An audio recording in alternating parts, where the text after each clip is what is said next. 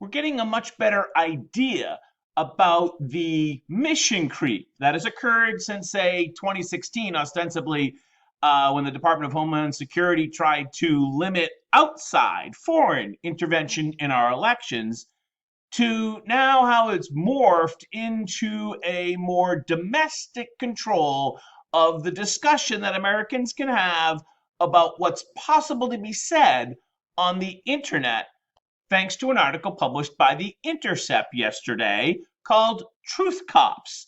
And let's give all credit to the authors of that, Ken Klippenstein. Forgive me if I got your name wrong, Ken. And Li Feng, published yesterday, October 31st, 2022. And what they detail in this article, even going back to 2020, are efforts to effectively pre-bunk misinformation or disinformation or malinformation rather than have to debunk. In fact, isn't it easier for the government to effectively suppress or pre-bunk a story than having to go and do the messy things of like debunking it? Well, why can't we just pre-bunk it so that we don't have to bother with, say, the marketplace of ideas to debate things to see what may or may not be true in the sunshine that is critical thinking? Critical thinking, in other words, like, is that true? Well, let's put it to this test. Let's put it to that test. We don't want to be bothered with that. No, we want to pre-bunk things so that we can just control, I'm going to say the word, it's oversaid, the narrative. None of this is actually new. Let's go to the chalkboard and give you an example from hundreds of years ago. Hundreds of years ago, the powers that be, the government, basically decided that everything within this circle was going to be allowed. Thoughts within this circle, they defined what was going to be allowed, what you could talk about. But then this guy came along with some really strong evidence, actual measurements, and he came out with a theory that was way, way beyond the allowable circle of thought. And it had the inconvenient factor of actually being true. And so what did they do to this fellow? Well, they put him under house arrest for the rest of his life. Why? Because his concepts that the earth surrounded the sun rather than the sun going around the earth completely upended the existing power structure at the time. And that wasn't allowed. And we're fighting the exact basic battle that Galileo fought hundreds of years ago, in that we are allowed, theoretically, to question the narrative that comes from the mainstream media and the government and the powers that be on a wide range of topics. At least we thought we were, whether it's Jesse Smollett or where the virus came from or how effective the vaccine is or any of these things. We thought we were able to discuss these things freely, except when the government has the power to pre-bunk a conspiracy theory, then we don't know what we weren't talking about. Let me give you an example. A long time ago, when I was in graduate school, I drove the sightseeing trolley in downtown Boston. Came an announcement that we could no longer drive the trolley down Commonwealth Avenue, which was the nicest street basically in downtown Boston. And the director of the tour company said, well, if we don't take them down there, they won't know what they missed, which is effectively the same thing that the government is telling us now. If we're not allowed to see outside theories, strange thoughts, Galileo type of theories, then we won't know what we missed, because they've, thankfully for us, they've saved us and they've pre-bunked things that could just confuse us as citizens.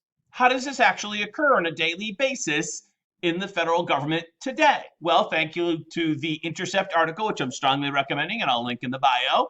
Basically, even though the Department of Homeland Security shut down the Disinformation Governance Board, you remember that back in the springtime, The Department of Homeland Security, even though they shut down that kind of like headline grabbing board, they're basically still doing the task. And they've expanded that task to talk about the COVID, the Afghanistan withdrawal, support for Ukraine, basically important government initiatives and policies. In fact, Facebook created a special portal for the Department of Homeland Security and government partners to report disinformation directly. And thanks to the Intercept, that website is published in this article. You can go there today. Here it is right here. It's called facebook.com/x takedowns/login. And this is where the federal government, if you need a law enforcement or government email address to access this, has basically a direct pipeline to suggest to Facebook that a certain post might be problematic. So let's request access just for kicks. We'll hit that button. And it asks for your email address, and your name is apparently optional.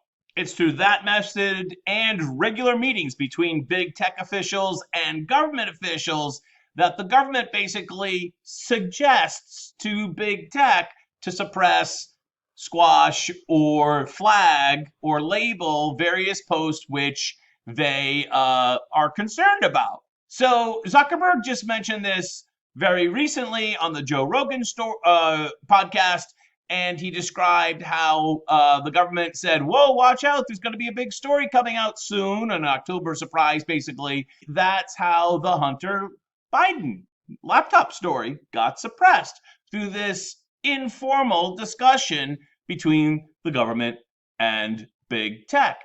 I want to make something perfectly clear. Even though it seems as if conservatives are suppressed more than the far left, let it be crystal clear that this is not a partisan issue. The Department of Homeland Security mission creep, the swamp, so to speak, has expanded under the Trump administration, under the Biden administration.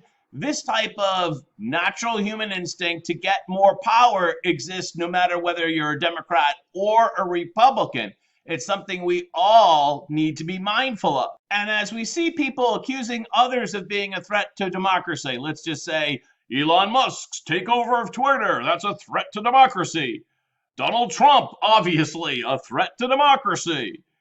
You got to start to wonder that maybe there's something larger at play here that is actually a fundamental threat to democracy. Because if you can't see it, you won't miss it. And if you don't see it, you can't say it or think it. And that is most definitely a threat to democracy. I'm John F. Gately. You can call me Jack, broadcasting to you from beautiful Plymouth, America's hometown, Massachusetts, behind enemy lines. Have a great day.